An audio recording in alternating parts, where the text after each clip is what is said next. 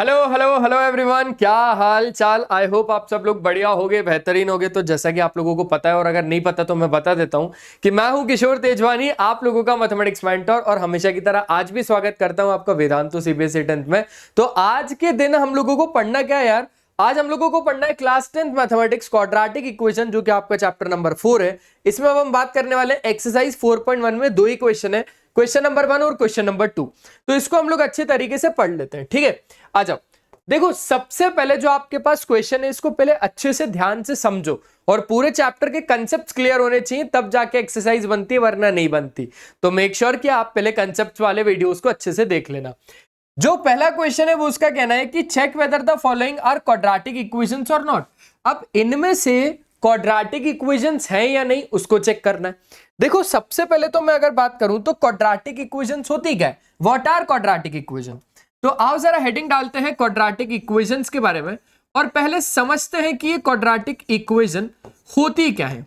देखो यार, quadratic equation एक ऐसे तरीके की इक्वेशन होती है जिसका ना जनरल फॉर्म, जिसमें अगर हम लोग बात करें जनरल फॉर्म, वो होता है ax² plus bx plus c। लेकिन अगर आपने सिर्फ इतना लिखा तो ये क्वाड्रेटिक पॉलिनोमियल है, लेकिन यहां पर इक्वेशन है इसलिए आपको क्या करना होगा, बराबर 0 लगाना होगा।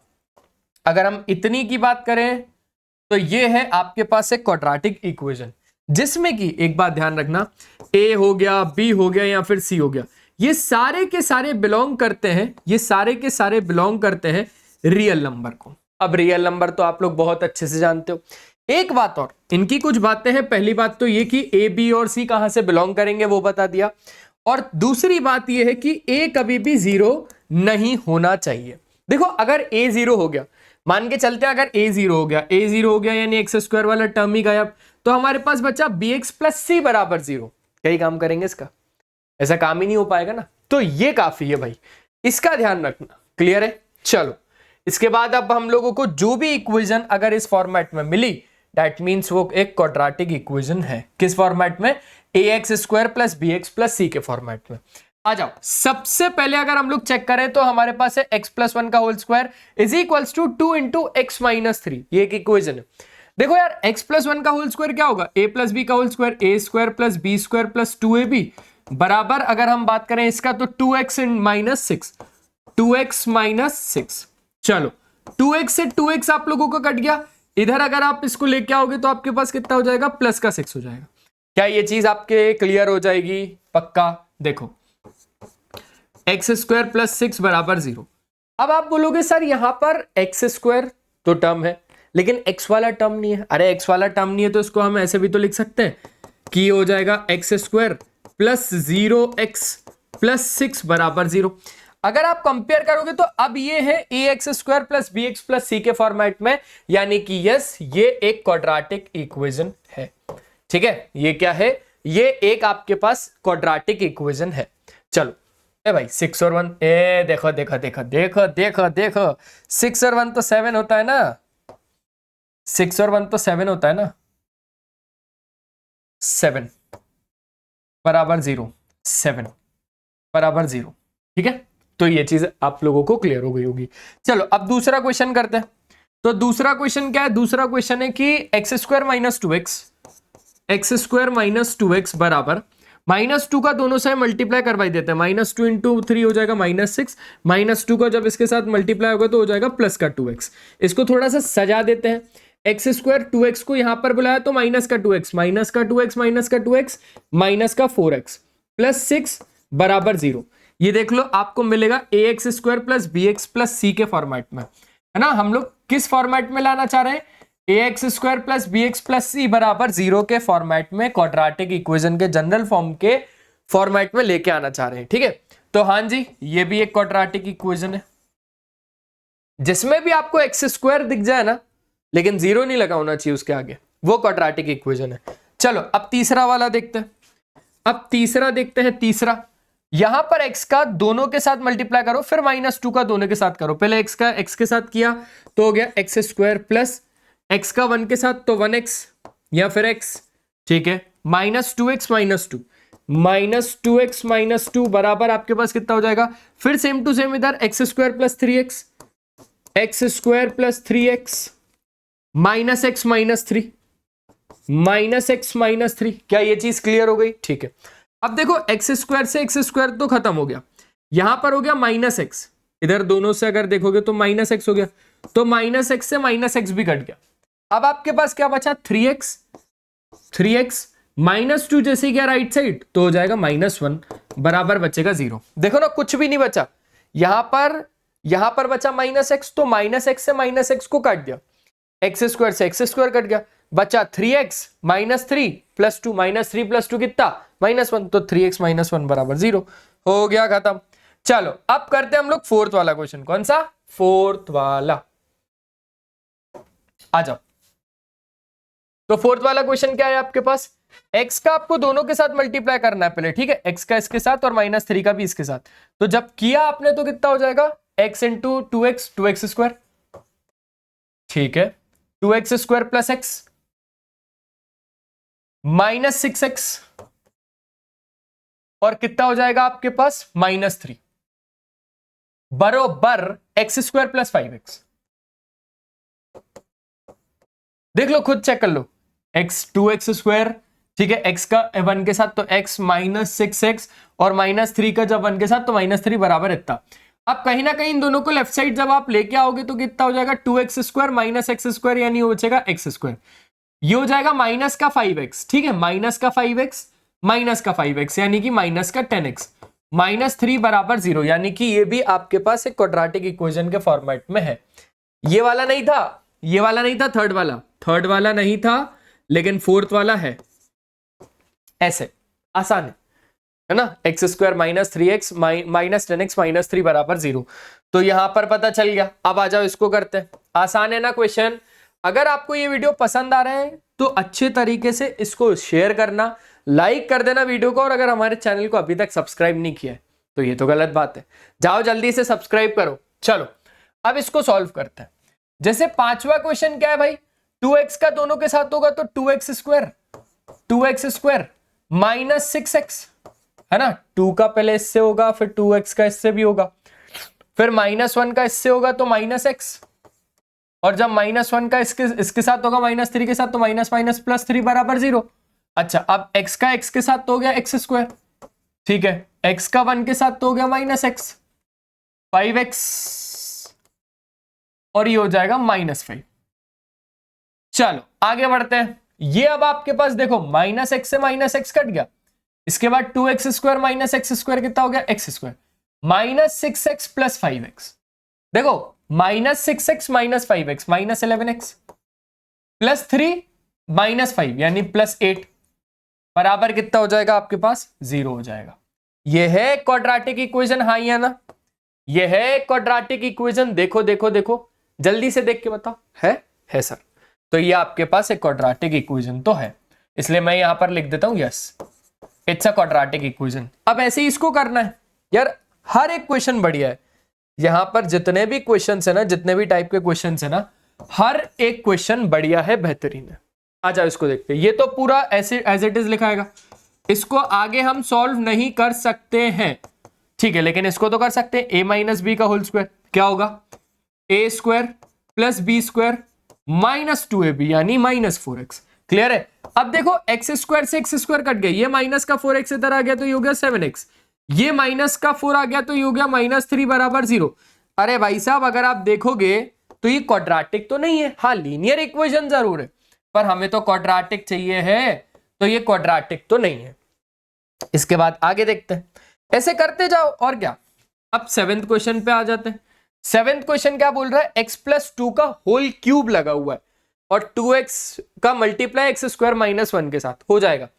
a प्लस बी का होल क्यूब कितना होता है? a cube plus b cube, तो 2 का क्यूब करोगे तो आपको 8 मिलेगा। a cube plus b cube plus 3 a square b यानी 3 a square b, 3 2 6x square plus 3 ab square plus 3 ab square यानी 4 3 12x बराबर आपके पास कितना हो जाएगा? 2x क्यूब, है ना। 2x का मल्टीप्लाई जब x स्क्वायर के साथ करोगे तो 2x क्यूब -2x।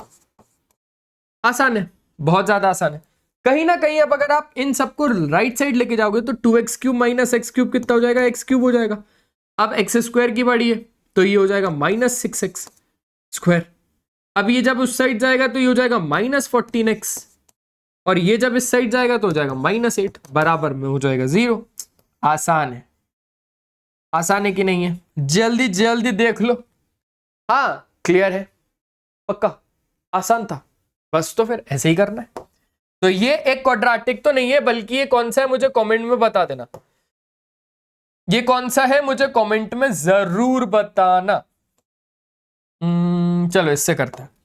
आखिरी सवाल है क्वेश्चन नंबर 1 का आखिरी क्वेश्चन। क्या बोलता है कि कहीं ना कहीं, अच्छा इधर ही कर लेते हैं यार इसको, लो x³ minus 4x² minus x+1 बराबर a माइनस बी का होल क्यूब है। तो a³ minus b³ minus 3a²b, तो स्क्वायर यानी 2 का स्क्वायर 4 4 3 12x प्लस 3ab², है ना।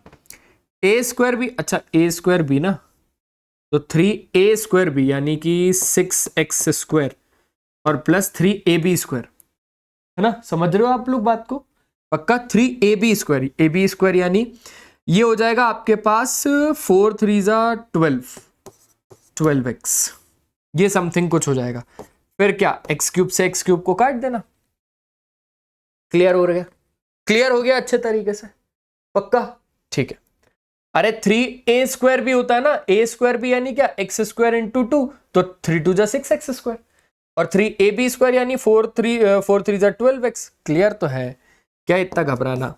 अब 6x² इधर आएगा तो प्लस का हो जाएगा, प्लस के 6x² में से -4x² यानी बचेगा x², प्लस का 12x इधर आएगा तो -x minus 12x minus 13x, ये माइनस का 8 जब इधर आएगा तो +9 हो जाएगा, बराबर में 0 हो जाएगा। क्लियर तो है पूरा? क्लियर है पूरा? हाँ या ना, हाँ या ना। 8th क्वेश्चन पूरा क्लियर है, यही कर दिया मैंने 8th क्वेश्चन, ठीक है। जो कि आप लोगों को किस फॉर्मेट में मिल गया, ax² plus bx plus c बराबर 0 के फॉर्मेट में होना चाहिए। बस अगर उस फॉर्मेट में तो बढ़िया है। ले लो स्क्रीनशॉट, इनका भी ले लो, इन सब का ले लो, इसके बाद फिर आप लोग इनका ले लो। तो ये था क्या, हाँ ये था। चलो अब क्वेश्चन नंबर 2 को देखते हैं। हो गया? ठीक है ठीक है ठीक है। अब क्वेश्चन नंबर 2 क्या है, बहुत ज्यादा आसान है, हद आसान। क्या कहता है, रिप्रेजेंट करो the following situation in the form of a quadratic equation. अब हमें रिप्रेजेंट करना है हर एक सिचुएशन को एक क्वाड्रेटिक इक्वेशन के फॉर्मेट में, ठीक है। The area of a rectangular plot is 528 metre square, the length of the plot in metre is 1 more than twice its breadth, we need to find the length and breadth of the plot. But हम find नहीं करेंगे। हम find क्यों नहीं करेंगे, क्योंकि सिर्फ हमें रिप्रेजेंट करने को बोल रहा है ना, तो हम रिप्रेजेंट ही करेंगे। चलो वैसे फाइंड भी कर सकते हैं, पर अभी के केस में हम फाइंड नहीं करेंगे। देखो यार सिंपल सी बात है, मैंने क्या बोला, मैंने बोला कि भाई बहुत ज्यादा आसान सा क्वेश्चन है। क्या करना है, एक रेक्टेंगल बना लो। सबसे पहले क्या करो, एक रेक्टेंगल बना लो। अब इस रेक्टेंगल का जो एरिया है ना, वो आपको दे के रखा हुआ है 528 मीटर स्क्वायर। कितना, 528 मीटर स्क्वायर। पहली चीज। दूसरी चीज देखते, अब उसने बोला कि जो लेंथ है ना प्लॉट की, वो 1 ज्यादा है और 2 गुना है ब्रेड्थ के। क्या बोला कि जो लेंथ है ना प्लॉट की, वो 1 ज्यादा है और 2 गुना है ब्रेड्थ के। लेंथ 1 ज्यादा है और 2 गुना है ब्रेड्थ के, लेकिन जब तक अगर ब्रेड्थ पता नहीं चलेगी तब तक लेंथ कैसे पता चलेगा। तो मैंने बोल दिया let the breadth be x, है ना। Let the breadth of rectangular plot, rectangular plot है या गार्डन है, क्या है, plot of rectangular plot be x। तो उस हिसाब से अगर हम लेंथ की बात करें तो लेंथ कितनी आ जाएगी, लेंथ ऑफ रेक्टेंगुलर प्लॉट वो कितना हो जाएगा। देखो उसने बोला था 2 गुना है और 1 ज्यादा है। क्या बोला था, उसने बोला था जो लेंथ है ना, जो लेंथ है ना प्लॉट की, वो 1 ज्यादा है और 2 गुना है ब्रेड्थ के। 1 ज्यादा और 2 गुना, x का 2 गुना कितना होगा, 2x होगा, तो 2x हो गया। और 1 ज्यादा भी है, यानी जो लेंथ है ना वो 2x + 1 हो जाएगी, जो ब्रेड्थ है ना वो x हो जाएगी। क्या ये चीज क्लियर है? क्या ये चीज आप लोगों को अच्छे तरीके से समझ में आया? पक्का? ठीक है। अब जरा और बात को अच्छे से समझते हैं। भाई साहब मेरे को यहां पर क्या मिल गया, मेरे को यहां पर इसकी लेंथ मिल गई 2x + 1 और मेरे को ब्रेड्थ भी मिल गई कितनी x। अब मैंने सुना है कि एरिया होता है लेंथ इनटू ब्रेड्थ। क्या होता है? एरिया होता है रेक्टेंगल का लेंथ इनटू ब्रेड्थ। क्या ये सच बात है? Area of rectangle length into breadth. तो एरिया तो देख ही रखा हुआ है 528 मीटर स्क्वायर, लेंथ कितना है 2x + 1 और जो ब्रेड्थ है वो कितना है, वो है x। तो कहीं ना कहीं अगर हम इसको सॉल्व करेंगे तो हमें क्वाड्रेटिक इक्वेशन जरूर मिलेगी। देखो x का मल्टीप्लाई किया 2x के साथ तो 2x² प्लस x का 1 के साथ तो x, ठीक है, इतना हो गया -1 -528 बराबर 0। अब खुद देख लो क्या ये क्वाड्रेटिक इक्वेशन के फॉर्मेट में आया कि नहीं आया, आया कि नहीं आया? ये क्वाड्रेटिक इक्वेशन के फॉर्मेट में आ गया। हो गया क्वेश्चन नंबर 1 खत्म। बस इतना ही था। अब मैं इसको ना साइड कर देता हूं, यहां पर कर देता हूं, चलेगा? चलेगा रे, चलेगा। और इधर ऐसा लाइन खींच देता हूं, ठीक है? ठीक है सर। तो अब यहां पर हम लोग करेंगे सेकंड वाला क्वेश्चन। आ जाओ। अब ये वाला क्वेश्चन पहले आप लोग खुद से पढ़ो एक बार, क्या बोल रहा है। The product of two consecutive positive integers is 306, we need to find the integers. अब सबसे पहले कॉन्जिक्यूटिव का मतलब समझो कि कॉन्जिक्यूटिव का मतलब क्या होता है। देखो कॉन्जिक्यूटिव का मतलब होता है कंटिन्यूएशन में। जैसे कि कोई भी एक नंबर बोलो, आपने बोला रैंडमली 57। अब आपको पता है कि 57 के बाद अगला कौन है सर, 58 है। अरे कैसी बात कर रहे हो? और 58 के बाद 59 है, फिर उसके अगला फिर 60 है। तो अभी आपको प्रोडक्ट बताना है दो कॉन्जिक्यूटिव पॉजिटिव इंटीजर, यानी प्लस वाले ही चाहिए उनको, कंटिन्यूएशन वाले नंबर प्लस वाले ही चाहिए। लेकिन हमें अभी कॉन्जिक्यूटिव इंटीजर्स पता ही नहीं है कि क्या है, कौन है, हमें नहीं पता। तो हमने बोल दिया let the two consecutive integers be x। एक तो मैंने बोल दिया x, एक क्या बोल दिया, अगर मैंने आपको एक नंबर दे दिया तो आपने अगला तो खुद बता दिया था। तो ऐसे ही मैंने एक नंबर बोल दिया x, तो अब अगला कौन होगा सर? इससे एक ज्यादा, इससे एक ज्यादा, 57 + 1, ये क्या है 58, यानी 57 + 1। अगर ये x है तो अगला x + 1 होगा। क्या बात समझ में आ रही है? तो ये कॉन्जिक्यूटिव पॉजिटिव इंटीजर्स, यानी अब आपको प्रोडक्ट बोल रहा है दो कॉन्जिक्यूटिव पॉजिटिव इंटीजर्स का इतना है, we need to find the integers. तो let the two consecutive positive integers be x और x + 1। समझ में आया? स्टोरी समझ में आई? ठीक है, बस यहीं पे लिखना शुरू करते हैं। Let the two consecutive positive integers be, let the two consecutive positive integers are, एक तो मैंने बोल दिया x, तो अगला आपने बोला कि सर +1 ही तो करना है, यानी x + 1। अब क्वेश्चन क्या बोल रहा है, लेकिन क्वेश्चन तो कुछ और ही बोल रहा है। अब यहां पर लिखा मैंने according to question, according to question. Question के अकॉर्डिंग क्या है? क्वेश्चन के अकॉर्डिंग तो ये बोल रहा है भाई साहब कि इन्हीं दोनों कॉन्जिक्यूटिव इंटीजर्स का प्रोडक्ट, क्या बोल रहा है, इन्हीं दोनों कॉन्जिक्यूटिव इंटीजर्स का product, to consecutive positive integers का प्रोडक्ट 306 है। यानी इन दोनों नंबर का प्रोडक्ट 306 है। इन दोनों कॉन्जिक्यूटिव पॉजिटिव इंटीजर्स का प्रोडक्ट 306 है। कर लो प्रोडक्ट, कर लो x² + x बराबर 306। 306 को लेफ्ट साइड लेके आओ, x² + x - 306 बराबर 0 हो गया भैया। आ गया आपके पास एक क्वाड्रेटिक इक्वेशन के फॉर्मेट में। सिंपल था यार, बहुत ज्यादा आसान था, बस हमें रिप्रेजेंट ही करना था और मैंने रिप्रेजेंट करके दे दिया, हमें सॉल्व करना ही नहीं है। तो यहां पर हो गया ये सेकंड क्वेश्चन, वो हो गया फर्स्ट क्वेश्चन। एक बार स्क्रीनशॉट लेना है तो ले लो, फिर आगे के क्वेश्चंस की बात करेंगे, ठीक है। अब कौन कौन सा था, ये हो गया फर्स्ट और सेकंड, है ना, ले लिया स्क्रीनशॉट। चलो अब करते हैं थर्ड और फोर्थ। बहुत ज्यादा आसान, बहुत ज्यादा आसान, क्या बोलते हैं? आ जाओ देखते हैं, फिर से वही काम करेंगे ना। Rohan mother is 26 year older than him. इधर से एक लाइन से क्या समझ में आया कि जो रोहन की मम्मी है वो 26 ईयर बड़ी है रोहन से, 26 ईयर बड़ी है रोहन से। यानी मैं बोल रहा हूं अगर रोहन 3 साल का है तो उसकी मम्मी 26 बड़ी है यानी 29 की है। अगर रोहन 4 साल का है यानी 26 बड़ी है यानी वो 30 की है ना। जितने का भी रोहन है उसमें प्लस कर देना 26, तो रोहन की मम्मी की एज आ जाएगी। अच्छा, the product of their age is 3 years from now. अब 3 साल बाद की बात चल रही है बच्चों, 3 साल बाद की। अच्छा, तो 3 साल बाद की जो उनकी भी एज होगी, उनका प्रोडक्ट है 360। We would like to find the Rohan's present age, जो कि हम नहीं फाइंड करेंगे क्योंकि हमें रिप्रेजेंट करने के लिए बोला है। जितना बोला है उतना ही करना। अभी रिप्रेजेंट करने के लिए बोल रहा है तो सिर्फ रिप्रेजेंट करना एक्सरसाइज 1 में। अब एक्सरसाइज 2 में हो सकता है कि वो बोल दे कि बाकी सॉल्व करके भी दिखाओ जो आपने इक्वेशन बनाई है, तो वो बात की बात है। चलो भाई, अब आ जाओ, एक अच्छा सा पेन, ठीक है। तो तीसरा क्वेश्चन, रोहन की मम्मी की एज तब तक नहीं आएगी जब तक रोहन की एज नहीं आएगी, क्योंकि हम लोगों को रोहन की एज बोला है।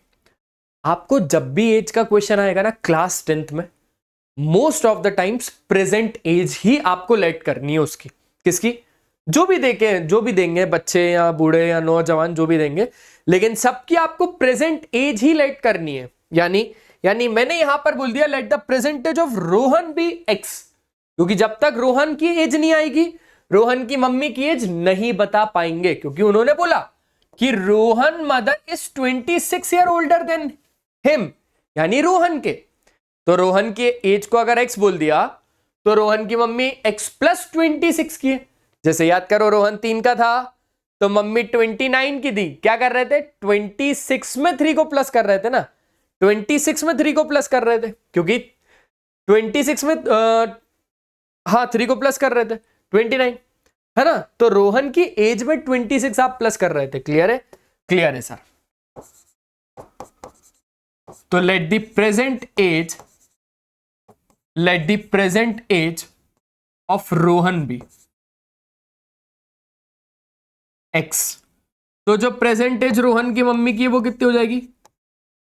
Present age of Rohan's mother, वो 26 ईयर बड़ी है, यानी अगर ये 3 का है तो वो 29 की है ना। 3 में ही आप 26 को प्लस करोगे। अगर वो x का है यानी x प्लस 29 की है रोहन की मम्मी, x प्लस 29 की। सिंपल सी बात है, इतना तो कोई भी बता देगा। अच्छा, लेकिन अभी यहां पर कहानी नहीं रोकी। कहानी क्या बोल रहा है कि प्रोडक्ट उनकी एज का, प्रोडक्ट उन दोनों की एज का 3 years फ्रॉम नाउ, आज से 3 साल बाद, आज से 3 साल बाद। ठीक है, यहां पर पहले लिख देते हैं 3 years फ्रॉम नाउ, आज से 3 साल बाद। अब आज से 3 साल बाद क्या होगा पहले समझना। जो रोहन भाई है उनकी प्रेजेंटेज एक्स है, यानी मान के चलो आप 3 साल के हो तो 3 साल बाद कितने के हो जाओगे? अभी 3 साल के हो, 3 साल बाद कितने के हो जाओगे? 6 साल के। रोहन अभी एक्स का है तो 3 साल बाद कितने का हो जाएगा? x प्लस 3 का हो जाएगा। सिंपल है, कोई भी बता देगा। और जो रोहन की मम्मी है वो कितने की हो जाएंगी? सर वो भी तो 3 साल बढ़ जाएंगी, यानी अगर वो 29 की है तो 3 साल प्लस यानी 32 की हो जाएंगी। सिंपल सा क्वेश्चन है। तो x प्लस 29 की है अभी रोहन की मम्मी, कितने की है? x प्लस 29 की, प्लस 3 हो जाएगा, यानी x प्लस 29 प्लस 3 हो जाएगा, है ना। 3 साल बाद की बात चल रही है ना, तो 3 साल बाद तो इनकी भी एज बढ़ जाएगी, यानी ये हो जाएंगी x प्लस 32 की। क्या ये चीज आपको क्लियर हुई? पक्का? अच्छा, लेकिन अब क्वेश्चन क्या बोल रहा है? The product of there edges 3 years from now will be 360, यानी कि इन दोनों की एज का प्रोडक्ट, इन दोनों की एज का प्रोडक्ट कितना है? 360 है। 360 बोल रहा है ना, हाँ 360 है। तो बस सिंपल सी बात है, रोहन की एज और रोहन की मम्मी की एज का प्रोडक्ट कितना है? 360 है। ये है इक्वेशन। अब रोहन की एज है x प्लस 3, अब रोहन की जो मम्मी की एज है उनकी एज कितनी है? x प्लस 32 बराबर 360। क्या ये चीज क्लियर हुई? क्या ये चीज आप लोगों को क्लियर हुई? चलो इधर ही सॉल्व कर लेते हैं इनको, है ना। ठीक रहेगा।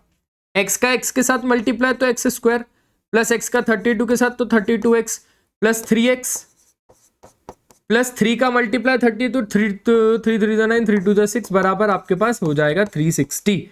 अब इसके बाद क्या होगा, अब इसके बाद ये हो जाएगा x square plus 35x minus 96 मतलब प्लस 96 माइनस 360, प्लस 96 माइनस 360 बराबर 0। देख भाई 60 को 60 को अपन घटाते पहले, तो यहां पर आएगा 36। कितना आएगा 36। तो 36 में से 30 को और माइनस करा तो 270, 270 में से 6 को और माइनस किया तो आ जाएगा हमारे पास 263। पक्का 3 2 6 3 3 9। हाँ यार, क्योंकि होना तो यही चाहिए। सही कर रहे हैं, सही कर रहे हैं, टेंशन मत लो।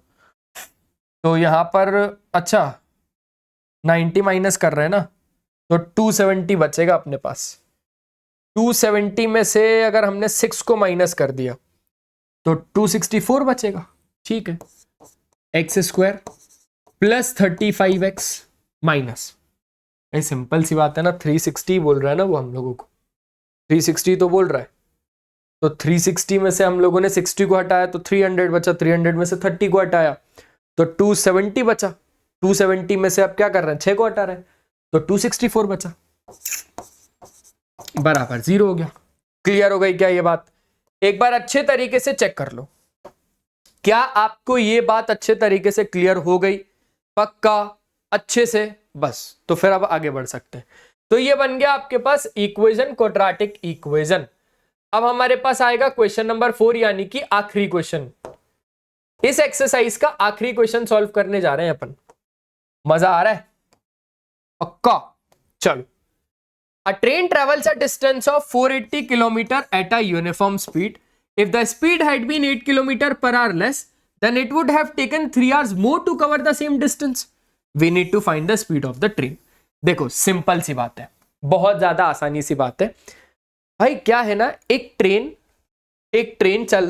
ट्रेन को ट्रैवल करना है 480 किलोमीटर। अभी वो एक यूनिफॉर्म स्पीड पे चल रही है, यानी कि ये पूरा का पूरा डिस्टेंस है 480 किलोमीटर का। ठीक है, 480 किलोमीटर का। तो वो अभी क्या कर रही है कि वो अभी अपनी यूनिफॉर्म स्पीड में ऐसे चल रही है। ठीक है, स्पीड देख ली आपने, स्पीड देख ली कैसे, ऐसे ऐसे ऐसे ऐसे चल रही है वो। अच्छा ठीक है, अब क्या हो रहा है कि अगर हम उसकी स्पीड को 8 किलोमीटर पर आवर कम कर दे। अच्छा, कम कर देंगे तो क्या होगा? कम कर देंगे तो क्या होगा? आप खुद देखो, कम कर देंगे तो क्या होगा? सर कम कर देंगे तो फिर उसको वहां से लेकर यहां तक आने में टाइम ज्यादा लग रहा है। एम आई राइट? पक्का?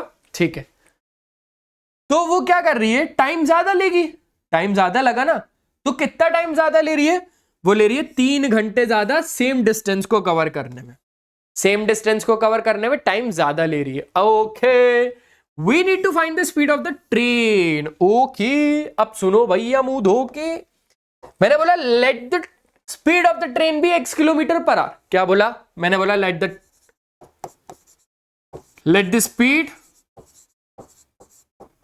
Of train be x kilometre per hour. अगर स्पीड ट्रेन के x किलोमीटर पर आवर है तो अब बात को थोड़ा सा आगे बढ़ाते हैं। भाई साहब डिस्टेंस कितना है? डिस्टेंस है 480। डिस्टेंस कितना है? 480 किलोमीटर। अब मेरी बात को अच्छे से सुनना, अगर स्पीड ट्रेन की इतनी है, डिस्टेंस इतना है, तो बचपन में एक फॉर्मूला पढ़ा होगा, स्पीड बराबर डिस्टेंस अपॉन टाइम का। अगर मैं टाइम को इधर लेके आ रहा हूं, यानी स्पीड नीचे आ जाएगा, तो ये हो जाएगा distance upon speed. Distance upon speed. मैंने इसी का यूज किया इधर। और अच्छे तरीके से, आप अच्छे तरीके से देखना, टाइम जो कि खराब चल रहा है, अबे खराब नहीं चल रहा है ही नहीं, दिया ही नहीं है। ठीक है, तो टाइम बराबर डिस्टेंस अपॉन स्पीड, यानी 480 अपॉन x। 480 upon x। ये तो हो गई पहली बात। ये क्या हो गई? ये हो गई हमारी पहली बात है। अब दूसरी करते हैं। अब दूसरी यहां से, ये तो हो गई पहली बात। लेकिन अब हम तब की बात कर रहे हैं जब हमने स्पीड को 8 किलोमीटर पर आवर से कम कर दिया था। क्या कर दिया था? 8 किलोमीटर पर आवर से कम कर दिया था। उसकी स्पीड कुछ ना कुछ थी, मान के चलो 48 थी, तो अब 8 कम हो गई यानी 40 हो गई। मान के चलते 48 थी, तो 8 कम हो गई यानी कितनी हो गई, 8 कम हो गई यानी कितनी हो गई, 40 हो गई, 8 कम हो गई। अच्छा, तो हमने बोला कि अब बट, हमने क्या बोला कि speed had been 8 kilometre per hour less, but if speed of train had been 8 kilometre per hour less, तो अब क्या होगा वो समझो। अगर आपने स्पीड ट्रेन की 8 किलोमीटर पर आवर कम कर दिया, 8 किलोमीटर पर आवर कम कर दिया, x था कम कर दिया 8 किलोमीटर पर आवर, यानी कितना हो गया। न्यू स्पीड के बारे में बात करेंगे, तो न्यू स्पीड कितनी हो जाएगी सर, जितनी थी पहले उससे 8 कम हो जाएगी, जितनी थी पहले उससे 8 कम हो जाएगी, यानी न्यू स्पीड हो जाएगी। और डिस्टेंस का क्या सर, उसमें तो कोई चेंज ही नहीं है। आप इधर से लेकर उधर तक गए तो तब भी सेम स्पीड, तब भी सेम डिस्टेंस था, जब आप दूसरी बार गए थे तब भी सेम डिस्टेंस है, तो डिस्टेंस में तो सेम डिस्टेंस है, सेम डिस्टेंस है। देखो ना, उसने बोल के भी रखा है कि सेम डिस्टेंस है। Then it would have taken 3 hours more to cover the same distance, same distance। Clear है, क्लियर है, क्लियर है सर। तो डिस्टेंस तो इतना है, फिर से वही फॉर्मूला कि टाइम बराबर स्पीड बराबर डिस्टेंस अपॉन टाइम। टाइम को इधर लेके आए तो स्पीड नीचे, यानी डिस्टेंस अपॉन स्पीड, तो टाइम बराबर डिस्टेंस अपॉन स्पीड। मैंने वो इसी का यूज किया, टाइम बराबर distance upon speed, 480 upon x minus 8। ठीक है, अब आपके मन में दो डाउट उठ रहे होंगे, क्या कि सर ये भी टाइम है, ये भी टाइम है, ये भी टाइम है और ये भी टाइम है। ठीक है, अब आपने ये निकाल के क्या कर लिया सर, मैंने बोला बेटा ये शॉर्ट ट्रिक है, ये शॉर्ट ट्रिक से चल रहे हैं अपन लोग। कैसे कि अगर सर मैं इसको सीबीएसई बोर्ड में करके आऊंगा तो मार्क्स मिलेंगे, पूरे भरपूर मिलेंगे। हर बच्चा इधर उलझता है, आपको हर क्वेश्चन में ऐसे ही करना है। ओ भाई कहां गया, ऐसे ही करना है, हर क्वेश्चन में आपको ऐसे ही करना है। और बोलो, हर क्वेश्चन में आपको टाइम निकालना है। अगर ट्रेन वाला क्वेश्चन आए ऐसे ही आए, आपको हर क्वेश्चन में ऐसे ही करना है। बस अब क्या है, अब आपको देखना है T1 और T2 में से कौन बड़ा है। ये रहा T1, ये रहा T2, दोनों टाइम में से बड़ी वैल्यू किसकी है। बड़ी वैल्यू बोले तो भाई मान के चलते ये ले रहा होगा 3 घंटे और ये ले रहा है 5 घंटे, ये ले रहा है 3 घंटे, ये ले रहा है 5 घंटे, तो कौन सा टाइम बड़ा है, ये वाला बड़ा हुआ। अब मेरी एक बात सुनो, जब इसकी स्पीड x थी, यानी वो अच्छी स्पीड में जा रही थी भाई, वो तो अच्छी स्पीड में जा रही थी। रिकैप करो सर, रिकैप करो, फिर से बताओ, वो तो अच्छी स्पीड में जा रही थी भाई। ठीक है, लेकिन लेकिन लेकिन लेकिन अगर हमने उसकी स्पीड को 8 किलोमीटर पर आवर से कम कर दिया, अगर हमने उसकी स्पीड को 8 किलोमीटर पर आवर से कम कर दिया, यानी अब ये टाइम ज्यादा लेगी। टाइम ज्यादा लिया सेम डिस्टेंस को कवर करने में। अगर इसने टाइम ज्यादा लिया, दैट मींस ये वाला टाइम बड़ा होगा, ये वाला छोटा होगा, ये वाला टाइम बड़ा होगा, ये वाला टाइम छोटा होगा, यानी कि T2 is greater than T1।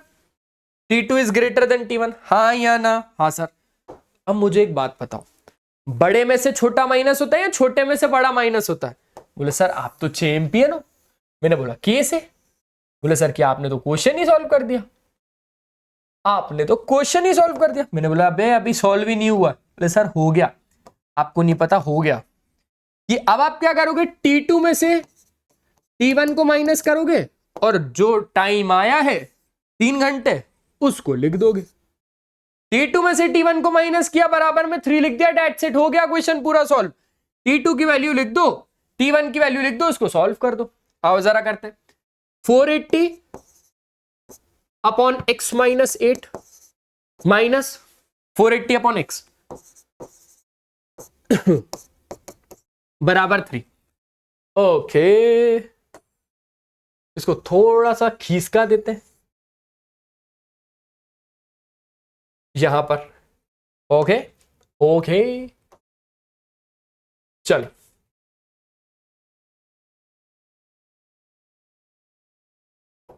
देखो भाई 480 दोनों में से ऊपर से कॉमन निकाल लिया। हमने क्या करा, हमने 480 को बाहर निकाल लिया, अंदर बचा 1 upon x minus 8 minus x, 1 upon x minus 8 upon 1 minus x बराबर 3, बराबर कितना 3। 3 से इसको काट दिया, कितनी बार में 3 1 जा 3, 3 6 जा 18, 0 का 0। तो x से इधर मल्टीप्लाई किया माइनस x माइनस 8, जब माइनस से मल्टीप्लाई होगा तो इधर संभालना अच्छे से बस, बाकी पूरा हो जाएगा आसानी से। और x से दोनों को मल्टीप्लाई करना है, x into x minus 8, x का इधर x माइनस 8 का 1 के साथ तो x माइनस 8, और एलसीएम ही ले लिया एक तरीके से, बराबर ये आ जाएगा नीचे, 1 बचा इधर तो 1 अपॉन 160। क्या इतना क्लियर है? पक्का? ठीक है, आगे बढ़ते हैं। तो एक स्टेप ये हो गई। अगली स्टेप देखो, एक्स स्क्वायर माइनस 8x है ना, x minus x plus 8, minus minus plus बराबर 1 अपॉन 160। माइनस से प्लस कट गया। अब आगे की स्टेप क्या है कि 16 8 जा कितना होता है 48, 8 5 40, 8 6 48 और 128, 1280 बराबर एक्स स्क्वायर माइनस 8x। जब इससे मल्टीप्लाई होगा तो एक्स स्क्वायर माइनस 8x हो जाएगा। इस पूरे को जब आप आगे सॉल्व करोगे तो you will get x square minus 8x minus 1280 बराबर 0। क्या ये चीज आपको समझ में आई?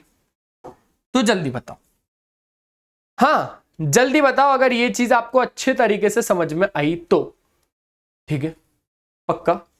बस ऐसे करके आपने इस पूरे क्वेश्चन को सॉल्व कर दिया और कुछ भी नहीं किया। ठीक है, ठीक है क्या? हाँ ठीक है क्या? जल्दी देख लो, एक सेकंड रुकना, कुछ गड़बड़ की है क्या अपन ने? Rohan mother 26 year older than him, और यहां हमने 29 ले लिया।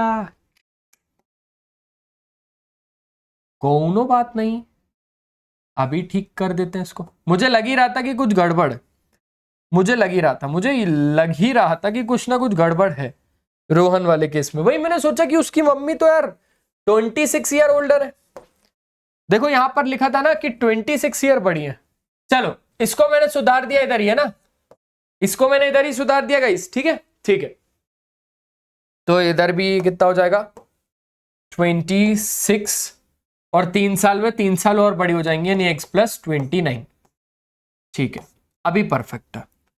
तो हाँ x प्लस 3 और x प्लस 29 बराबर हो गया 360।